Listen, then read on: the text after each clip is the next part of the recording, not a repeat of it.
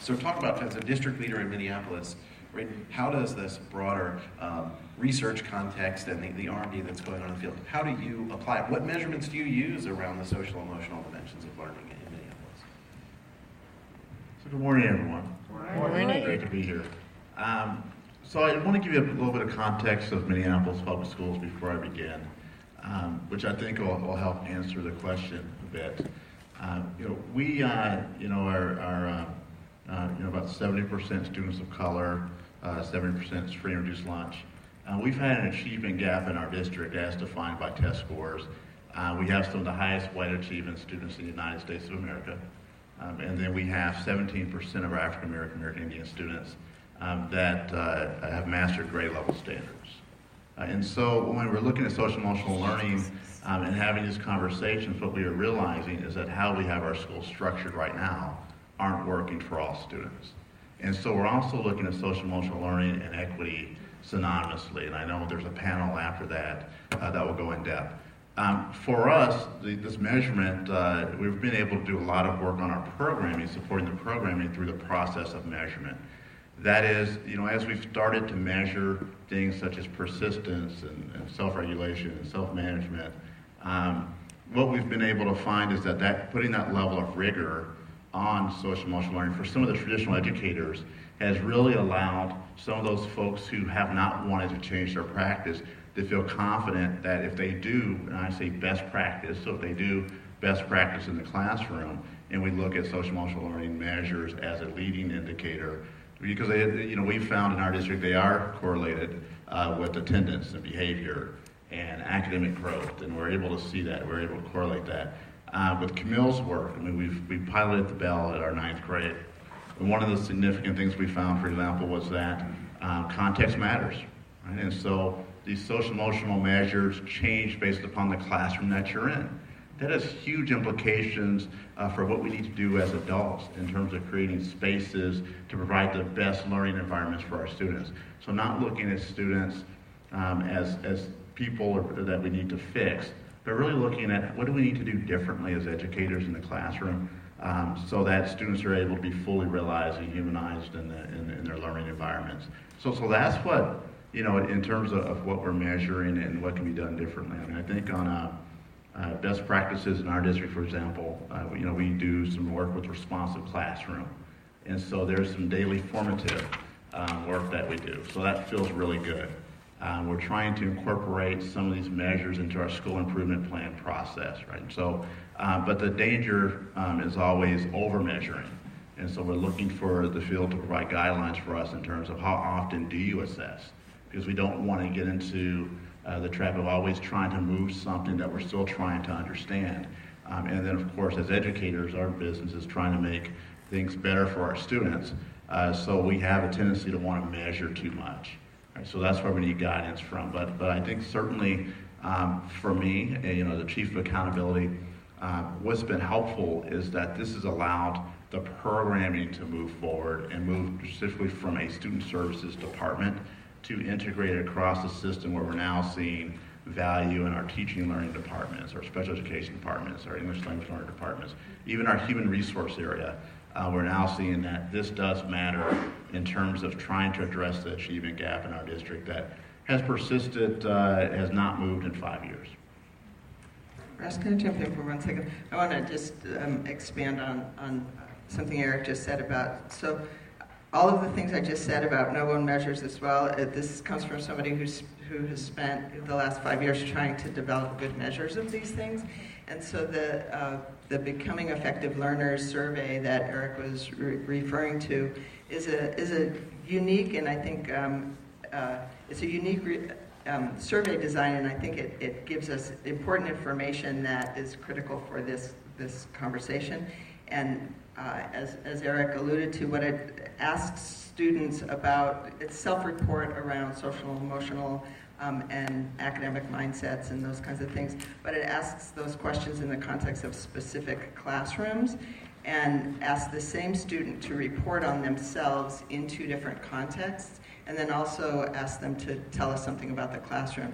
And we can aggregate kids together in classrooms and get a good picture from all of their reports about what different classrooms look like, and we see measurable differences, so that if a student is in 2 different classrooms and those classrooms are different, their self-reports in terms of mindsets, perseverance, grit, all of those things are different, and their grades in the 2 courses are different. So the notion that it pushes on 2 things. One is the importance of context, and 2 is it pushes on this notion of these being things that kids don't have and we need to develop, and instead tries to shed a light. There's a difference between not having something and not exhibiting something in a particular environment. And so to try to really make sure that as we're talking about measurement, we're keeping those realities. And I'll share, and so for me again, just measuring that allows me in my role to have different conversations. Right? To really have deeper conversations about what is our responsibility as adults to create spaces for students to thrive. Right? And now I have data around social emotional learning that I'm able to do. We also, based upon our CASEL framework, we've developed a survey based upon some work Washoe County has also done. And so we were able to look at different ways of looking at measuring elements of the CASEL wheel. And we've had some really interesting conversations about race and gender. And again, Minneapolis is one of the most segregated, I would say, one of the most segregated school districts in the United States of America. And so how these skills show up even based on context and levels of school segregation is very interesting. I mean, finding one school in particular where some of our white female students have lower levels of self-regulation.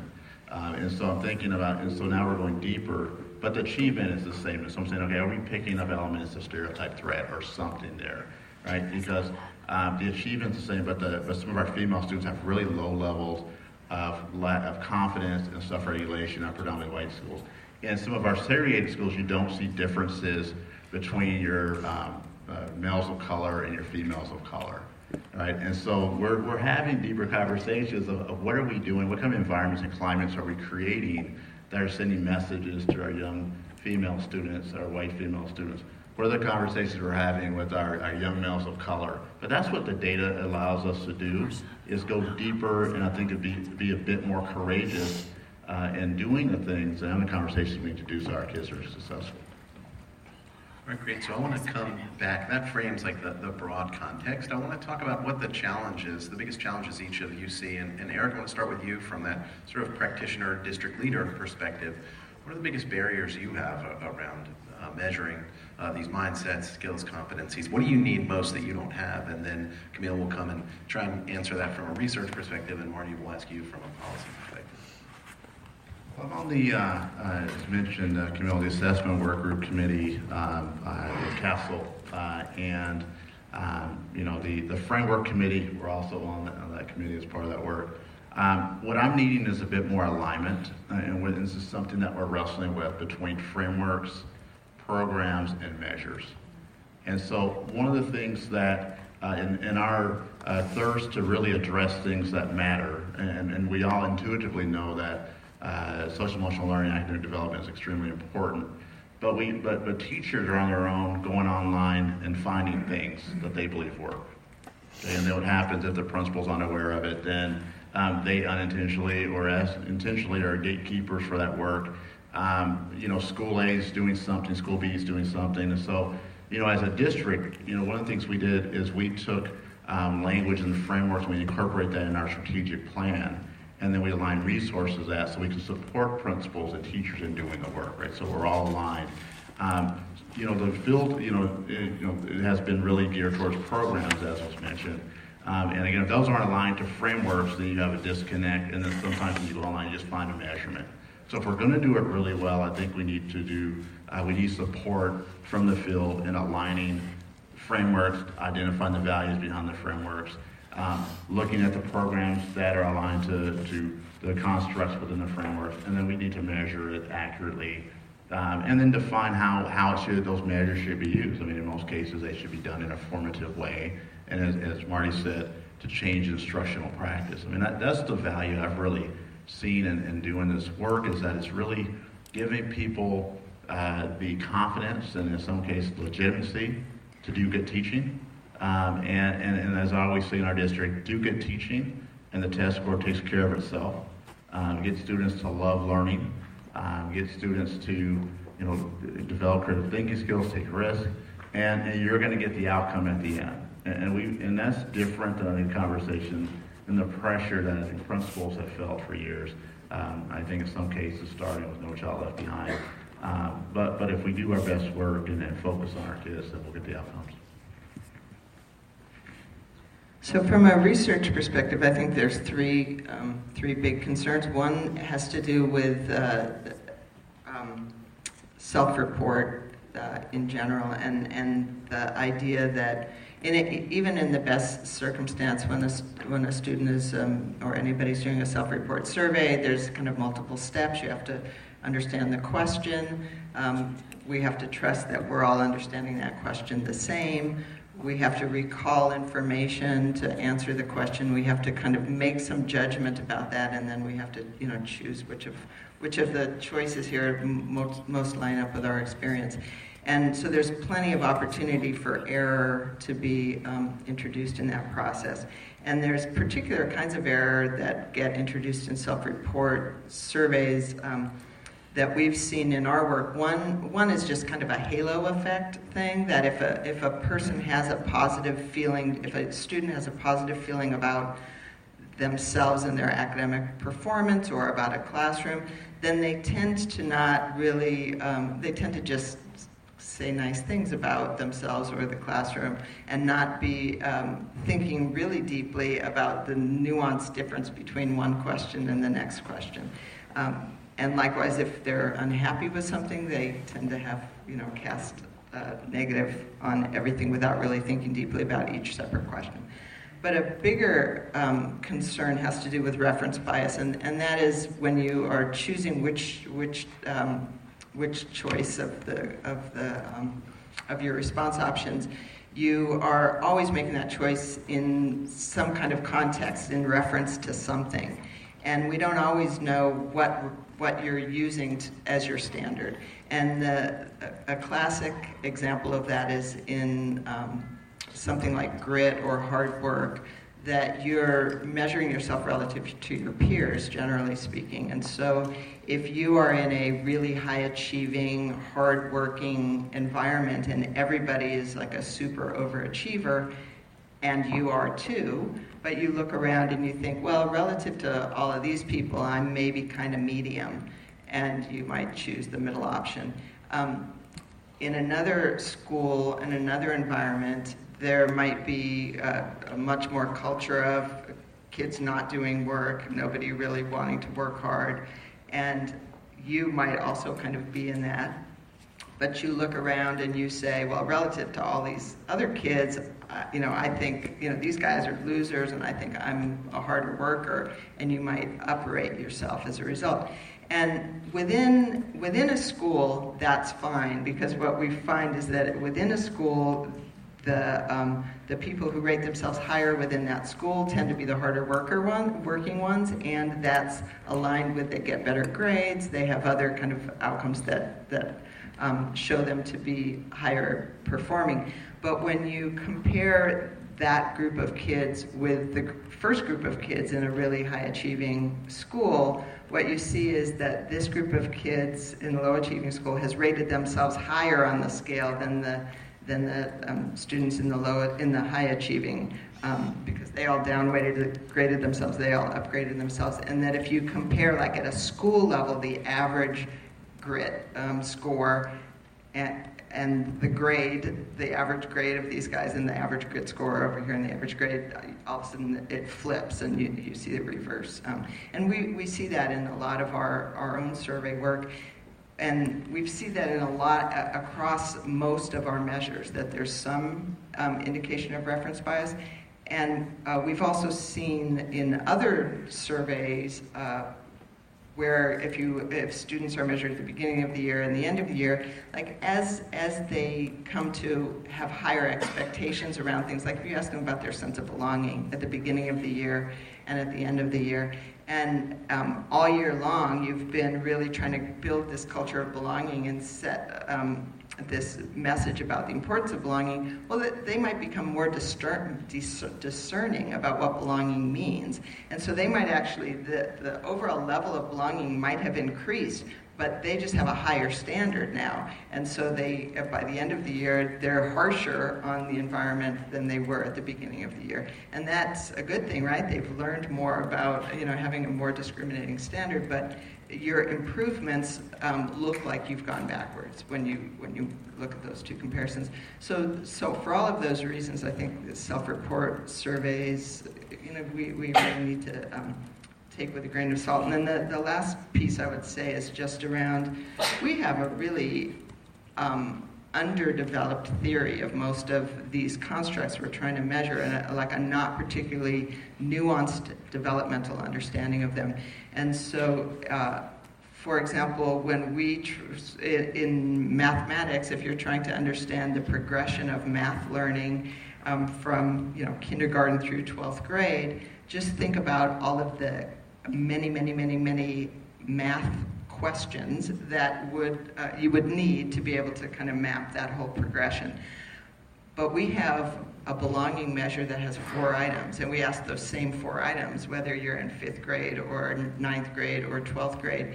And I have to believe that what belonging means to a 7-year-old is different than what belonging means to an 11-year-old or a 14-year-old or an 18-year-old. But we have just such an under-conceptualized understanding of that our measures don't at all kind of capture that nuance and that complexity. So for all of those reasons, I think are the kind of research concerns. I'm not sure, one thing about reference bias. So we were just doing some analysis in our district about the relationship between grades and test scores and race. And in your reference bias is that you're getting your reference based upon the adult. So you get this concept of self based upon feedback that adults give you. One of the things we found out over 90% of our white students who received A's at a particular grade level also were proficient on the standardized test. This was in comparison to 45% roughly of our African American students. So you had about 55% of African American students who had received an A in their classroom, but did not have mastery on the standardized test. So again, effort is reinforced by the level of rigor that the adult sets.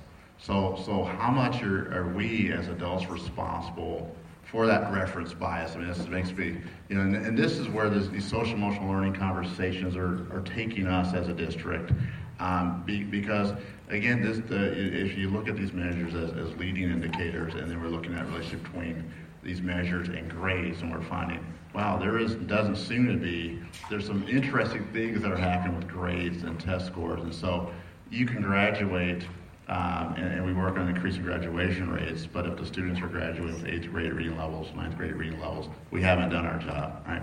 So this is really what these measures are doing for us as a school district, is we're able to ask deeper questions. So when Camille brings up something that's reference bias, and what I would do as chief of accountability and having research in my unit is that we're asking deeper questions and then really having these conversations then with our teachers and our principals to say what's going on. So I really appreciate, I think from a researcher's perspective, the work that you guys are doing. So you asked me to weigh in from a policy perspective, but as you know, I straddle a bit, and I have to respond to a couple things I heard on the research front. Look, I completely agree with Camille's warnings and cautions about the limitations of self-report measures, and in fact, I think I can say that the paper that has called the most explicit attention to the reference bias issue is one that I wrote, raising concerns about how to interpret differences across schools with different normative expectations with respect to behavior. So I went into additional work trying to look at self-report surveys, very skeptical of them. And I think the question becomes, all right, despite their limitations, is there some information content there that can, at a minimum, start to inform the types of conversations that Eric is talking about, and over time may provide a basis for learning not just about improving practice, but improving measures. And so that's, I've become much more optimistic about that. So, specifically on the reference bias issue, obviously it exists in some sense. If you give the grit scale to Navy SEALs, they rate themselves more lowly than Chicago ninth graders. That doesn't seem right. But the question is, when you're making comparisons across reasonably similar school environments, how significant of an issue is that? And if you take the reference bias argument to the extreme and think that the school environment is the key thing, then when I look across schools, I should see no variation in the average grit ratings or self-management ratings, anything like that. And I certainly shouldn't see them correlated with levels of academic performance and behavior in the schools. And in fact, when we look across the core districts, we find quite strong relationships and some variation across schools and relationships. So the halo effect is another important thing, but student self-report of very different constructs are not perfectly correlated with one another by any means. In fact, halo effect seems to be a much more severe concern with teacher reports. If you ask teachers to rate students on different dimensions, those ratings tend to be very highly correlated. And then when it comes to the under-theorized developmental sort of perspective that we have, I completely agree. And it clearly makes no sense to ask exactly the same questions about belonging or other constructs to 5th graders and 12th graders. But how do we learn about that and improve on what we're doing now until we start doing it so that we can conduct analyses that shed light on the fact that, look, 12th graders and 5th graders are thinking about these questions very differently. So I hear all of that, but I don't want to send a clearly pessimistic or only pessimistic signal. From a policy perspective, and this is where actually these warnings become very important.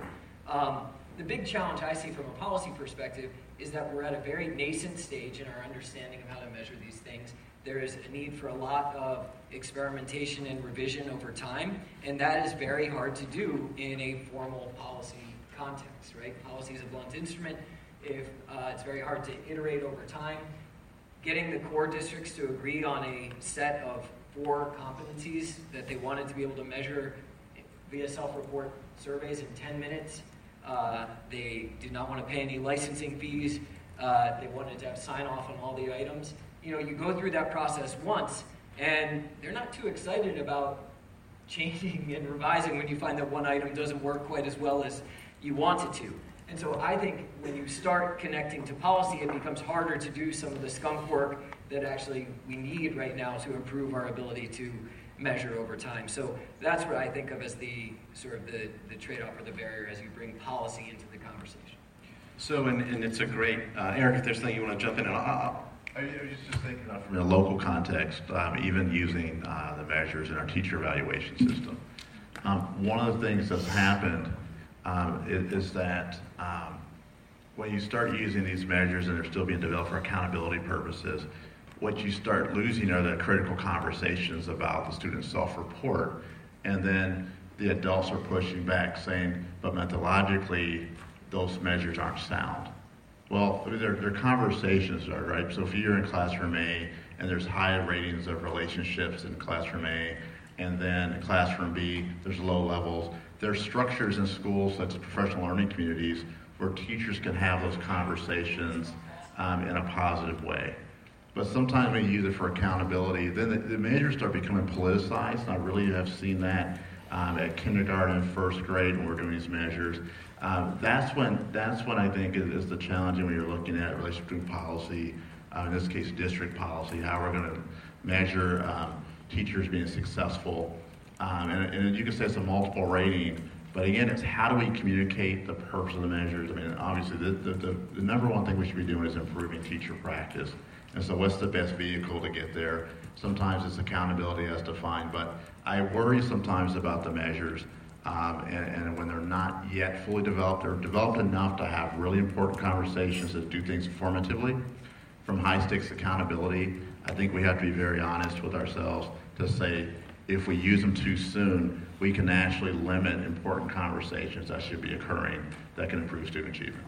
So that's great. That opens up this next conversation about the role of measurement in accountability and how we should think about this. I just want to, just a couple of sentences on context, because maybe not everybody's familiar with CORE. CORE is the California Office for the Reform of Education. I think that's what the acronym stands for. It's one of those acronyms that no longer stands for anything. It's just like CORE. the SAT. It's just CORE at this point. Just but that was its TNTP. origins. Okay, so CORE is this coalition of some of the biggest districts in California that came together initially, actually, to get a waiver from NCLB, as they almost became like their own state within California. They got to create sort of their own rules, and one of the things they did was create a broader multi-metric accountability system, including wanting to prioritize social emotional learning measures. So just wanted to make sure everybody realized that, and I think it's a great just example to draw from. You've heard a couple of times the references to CORE, so and Eric, you just put on the table one of the challenges that when you get into the policy context is we are an accountability-driven sector in a lot of ways. Accountability really is just a frame that almost sometimes we don't even see as a decision we've made. It's like just implicit as that's how you get better. And so really, I want to bring you two into the conversation as well. Marty, I want to start with you. If you could reflect a little bit on what happened in the lessons, good, bad, and ugly from CORE. Just acknowledge to our group, Jorge Aguilar, who is the superintendent in Sacramento City, was going to join us today, because I think CORE is a really important context to learn from. To the points about how many other things are going on, he found out last week the union in his district authorized a strike for today. So he said, probably not a good idea for me to leave the district right now. So I hope they are really figuring out how to work out their differences. But Marty, would love for you to bring in what you think we've learned from CORE so far, really around accountability.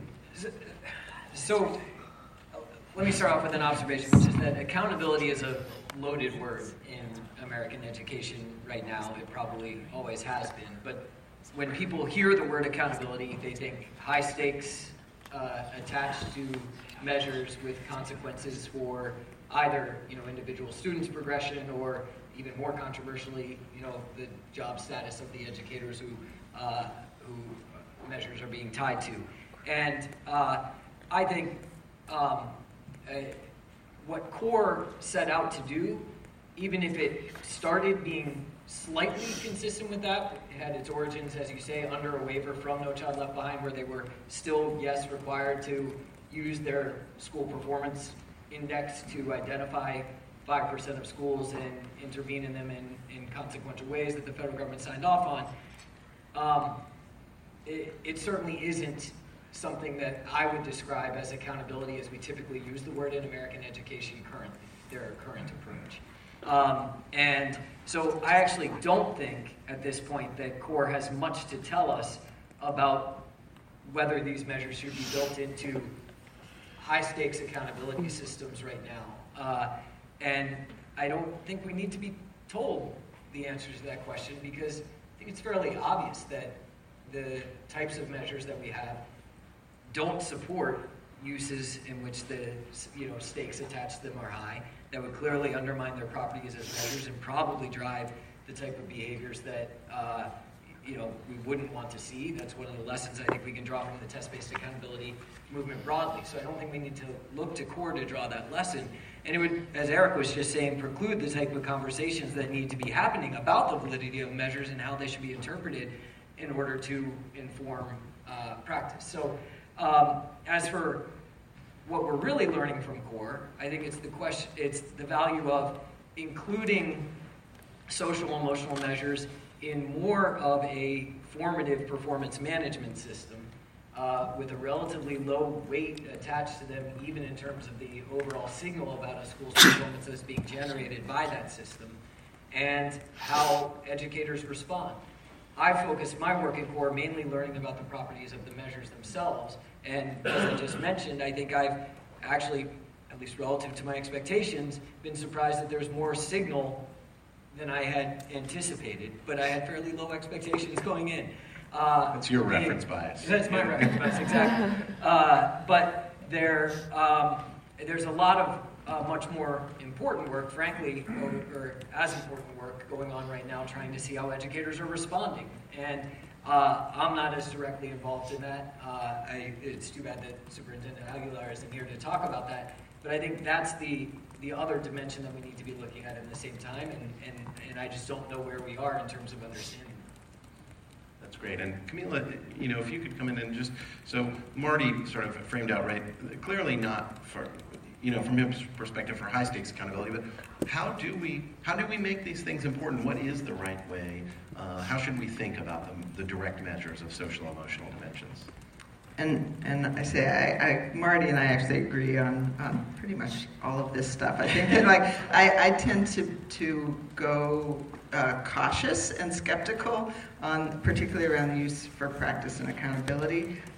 At the same time as I think we should be kind of researching the heck out of it, and we can only do that by measuring and learning from what we measure. And just to put a point in that, I emerged at one point as something of a defender of what CORE was doing, in part because I felt like they were being mischaracterized as having a high-stakes accountability system based in significant ways on these measures, which is not what I was defending. And so, yeah.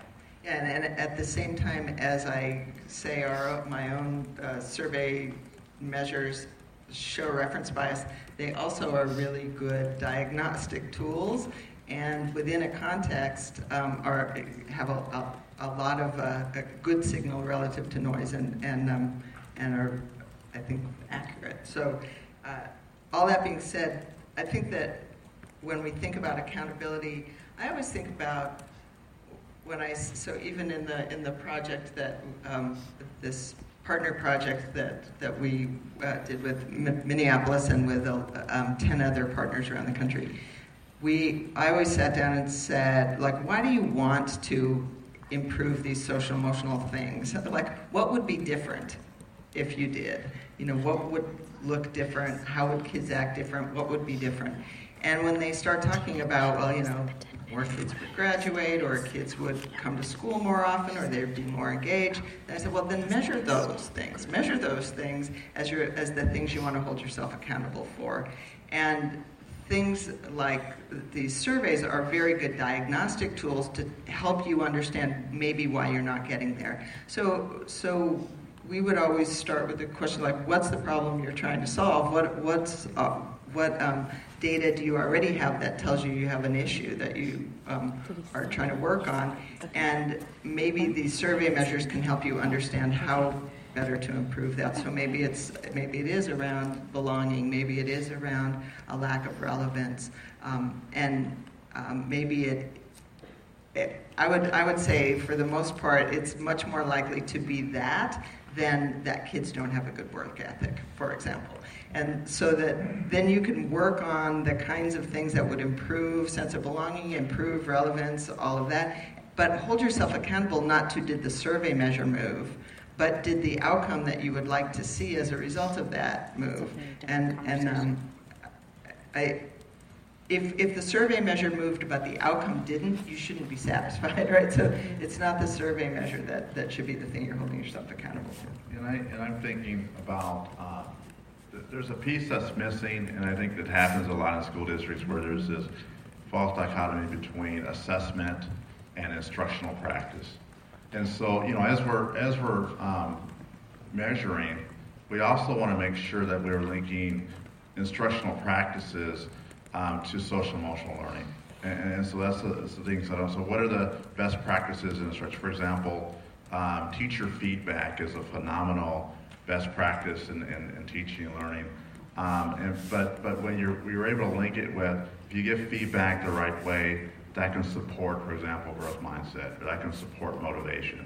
If you're giving students the ability to have opportunities for success, and you can build upon that. But I think there isn't sometimes a direct link between the two, and so we're measuring, and then there's a danger in providing data without providing a process to change the data. And then there's just frustration.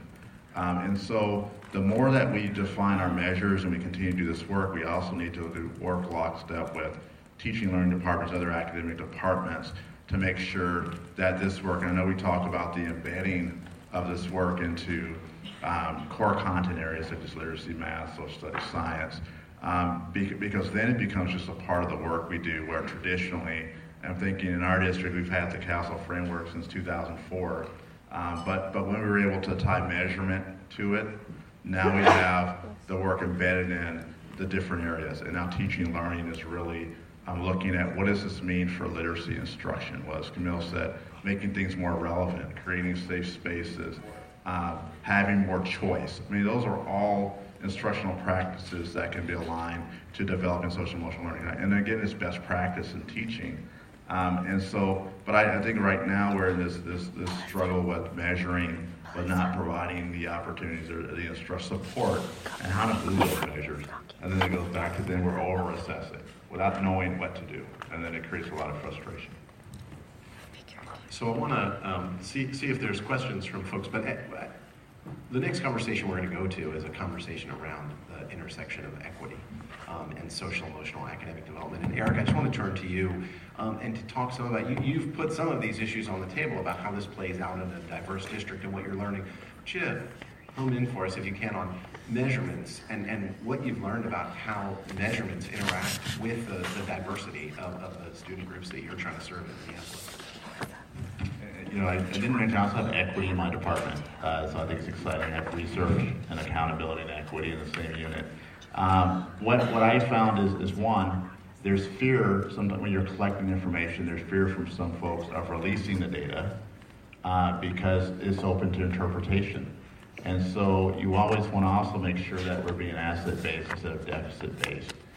Thinking of a young African American student who I think exhibits extremely strong leadership skills. She's very assertive, but she's also a consequence in the classroom because of her voice in that particular classroom. Whereas in classroom B, that student would be celebrated as a leader, and there'd be opportunities for that young student because she's very vocal and has strong leadership capabilities to lead some of the classroom discussions or have some peer conversations.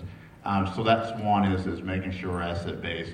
I think also, I'm thinking back to one measure, so we were measuring persistence and found the right type of correlations, which gave us confidence. But our Somali students, we have a large Somali American population in our school district. So our Somali students actually were identified as having the highest levels of persistence based on race than any other student. But what we've been finding, and I've been in the district 5 years, is that we used to celebrate our Somali students, and this is the danger when it comes to race and equity, like this personification of the American dream, and here's a group of people of color that are, succeeding. And what we were finding is as the population is becoming more Americanized, the longer their outcomes are actually starting to mirror African American students. Okay, and so there's this acculturation process. So then what are we really measuring at this point? So I started stepping back saying, well, I'm starting to measure code switch and the extent to which the students are buying into the system. When you look at these measures in other domains, and I encourage us to do more of that. I know, Wallace is doing some work. They're looking at how these measures show up in out of school time programs, for example, race-based programs that really honor the identities of students versus these same students and how those measures look in the classroom. Again, those are very different conversations because it drives what are the spaces that we're creating for students to fully be themselves. And we know as adults that we go to spaces in which we're valued, our identities are valued, we feel good about who we are. And so a lot of students who aren't achieving because we're not doing our best work as educators are actually going to spaces in which they're having high levels of feedback and support of their social emotional learning. And so there's this equity piece that again, we're having these conversations, again, making sure we're measuring the right thing and not measuring the extent to which students can fit in dominant spaces or have the ability to code switch, the ability to make folks feel comfortable in settings, but rather, can we co-construct some of these items and make meaning of these together across cultures? We're having conversations right now with some of our communities of color parent groups because we're taking the council items and we're saying, what does it mean to you? And that's supporting our understanding because we don't want to have students labeled as being deficient when they're coming in the classroom because they're measuring low on things. And that may not be of value to the spaces in which they're fully realizing because they're excelling. I mean, these kids that are excelling in different areas. But we want to make sure that we completely buy into it and then we can actually have partnerships with our parents or families to promote these skills. But again, not on the school district's term, but collectively across communities. But it's a very different conversation. I think the danger from an equity standpoint is we're fitting students into boxes based upon a set of constructs and frameworks that may not have had input from communities of color. So then when you're sending that information home or you're having conversations in districts, they don't have that level of legitimacy because no one's had a conversation with the folks that you're labeling. Great, and I know, again, in just a minute we're going to transition, but just want to invite Roger, if you have a comment or a question, and then if any other commissioners. I'll make a comment besides the fact that I love this panel. It was great. And Marty and Camille and Eric are all members of the assessment work group. And people from CORE are members of that group. And folks from RAND who are developing the RAND repository, Brian Stetcher and Laura Hamilton are members of the group. Stephanie Jones from Harvard who's trying to align a lot of frameworks. And so I want to go back, Russ, to your original question. As a lot of leading practitioners and researchers have come together, the answer for me, if you had said, well, can you measure social and emotional competence? I would have said yes, but, rather than it depends, I think. There's a variation on that theme. And I say that with the RAND repository, they're going to come up with 250 measures of intrapersonal and interpersonal competence. And I think, though, what I heard from all three panelists was a lot of this is an issue of data use. We can collect the data, but how do we intelligently use it at what levels to inform instruction, to do things formatively? And I thought that Camille and Marty and Eric all gave examples of a readiness to do that and an importance to do that. And I think that has to be part of the message of the commission, because for people who say it can't be measured, they're just wrong. There's a lot of ways to measure it, and the challenge, I think, is how to use it. And I'll just say that this work group that we have, which is quite extraordinary, our next step is to bring teachers, principals, and out-of-school time providers into the group, really, so that we have bi-directional conversations to make sure, because a lot of the messaging is teachers have to feel this is useful, principals have to feel it's useful, out-of-school practitioners do. And interestingly enough, only for like decades, school psychologists and social workers have been using these measures for years, but usually, unfortunately, with a pathology orientation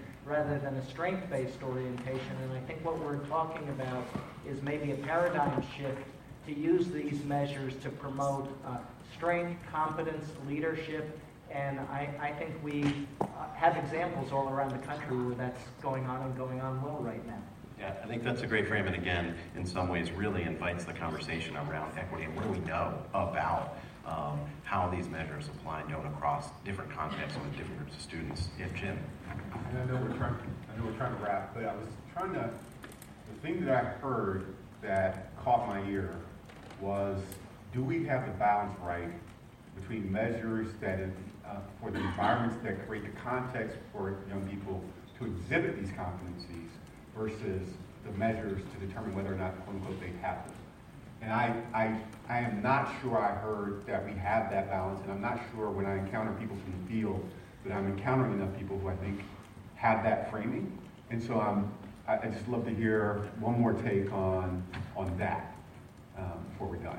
Yeah. One thing quick, like in terms of the balance, I think that because of the paradigm that we have been in terms of accountability, in terms of No Child Left Behind, and Maria, you mentioned that educators who came in your generation and through your career have been kind of inculcated with that view, and it is measure things at the individual level, try some interventions, see if it grows at the individual level, and I really think the commission should push back against that particular approach to measurement when we're thinking about social, emotional, and academic development.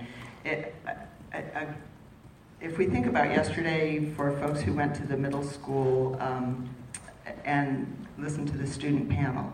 And students were talking about all of the qualities in themselves that they've discovered while they were in this middle school.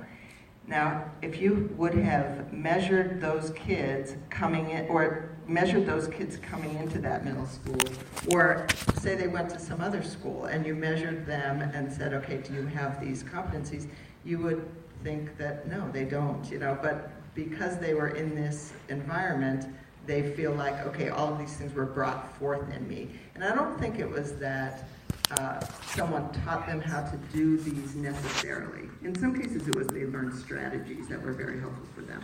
But it was they had opportunities to exhibit agency and voice and belonging and inclusion, and all of that was much more a function of the environment in which they were in. So I think that if we really push on trying to understand what are the opportunities for young people to develop leadership, to exhibit leadership, to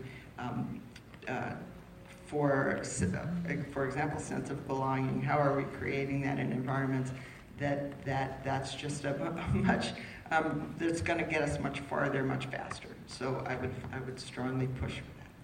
Kind of just make one brief observation, which is, Jim, obviously we've been focusing on the, measuring the competencies themselves primarily in this conversation, but if I look across the field, actually I see as much or more activity going on in the school climate and culture survey space than the social emotional survey space, and certainly from a policy perspective, to the extent that people are building anything like this into state accountability systems under ESSA, it's much more in the school climate space than the social emotional space. Are you seeing it with the same level of rigor? Well, so that's actually why I wanted to jump in, okay. Which is I think we've given culture and climate a free pass from a measurement perspective.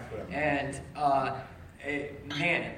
we are not paying attention to things like response rates, which are we're not paying attention to. Halo effects turn out to be huge in culture climate. People just assess the organization holistically.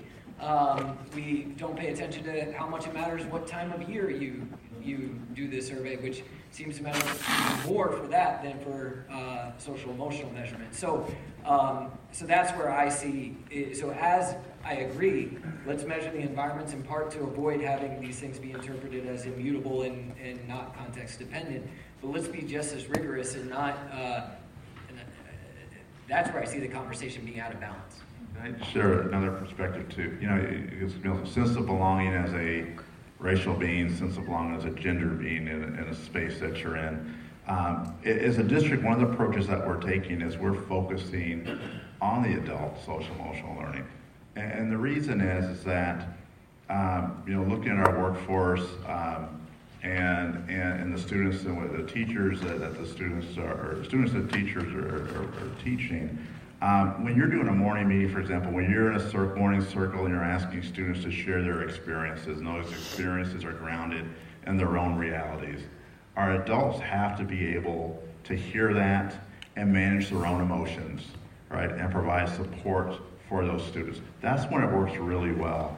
But if we're doing all of our work just on students and we're not doing the adult essay, and that's where the equity piece comes in for me, because then you're being self-reflective upon what you're teaching, how you're engaging with adults, what do you value or not, and that the council will, and we're using that. I mean, it really, but you could use another framework, but it's really engaging those adults and how they're doing their own self-reflection and how they're interacting with students, because that impacts the student's ability and willingness to share. That impacts the parents' ability to share a part of themselves and be connected, sense of connectedness with the school community. So that's the other piece is you have, from my perspective, you have to do them both at the same time, because it isn't just about the students. The biggest lesson that I'm learning is about the adults. So then the question is, to what extent can we do measuring adult social emotional learning, so that we can look at the interactions between the adults and the students.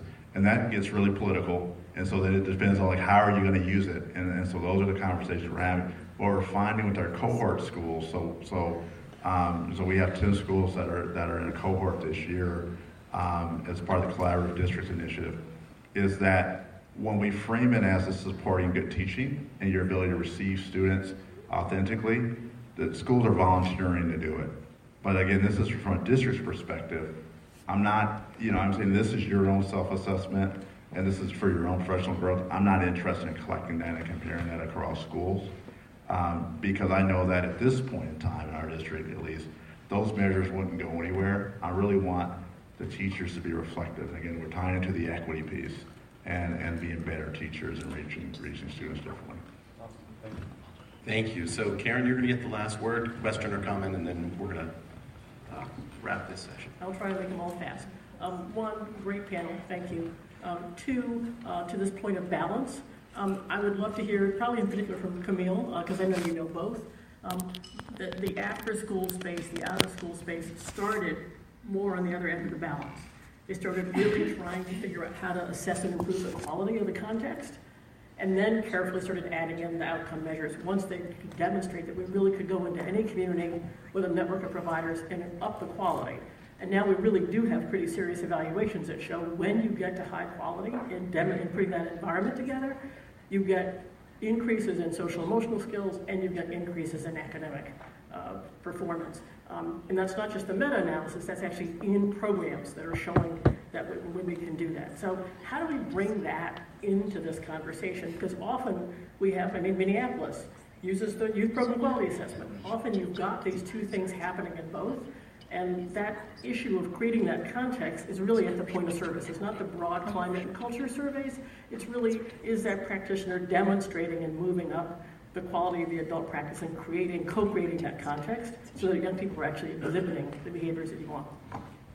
But I think you answered your own question, Karen. I think that there are really great examples of quality assessment in out-of-school space, and they aren't necessarily reliant on the self-report measures that a lot of climate and culture surveys are there. They have to do with more observational measures as well, which gets to last night we were having a conversation around an inspectorate kind of model, like a visiting team that is looking for particular things within a school or within a district is probably a really interesting thing for the commission to be thinking about as well in trying to understand context and the quality of those contexts.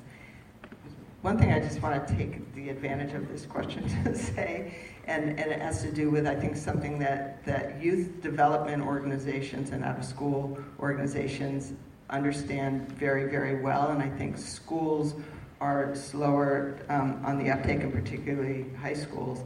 And that has to do with this whole child development and then the integration of those, and particularly around identity development.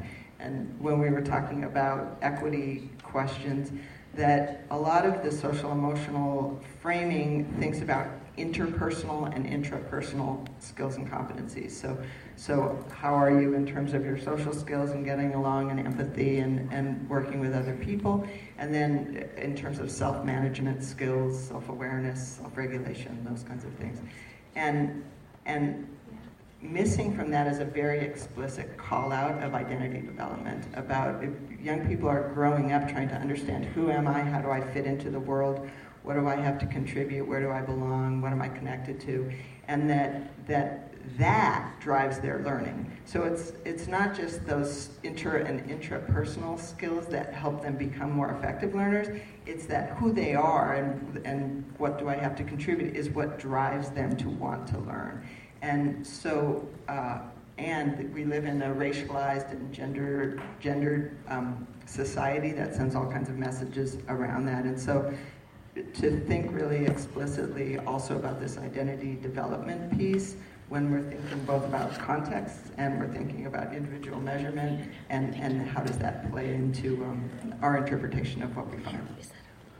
So I want to thank the panel as well. Really, really appreciate what you all brought. I think we saw some areas actually of emergent consensus and put some other issues on the table that really need further exploration among us and really in the field. So I think we're going to take a break right now. Is that Nope, Just a keep transition. going. okay? Take a break. 5 minutes. Jackie, 5 minutes. I think, yeah. So yeah, let's take a break. We'll get the other band up here. But thank you.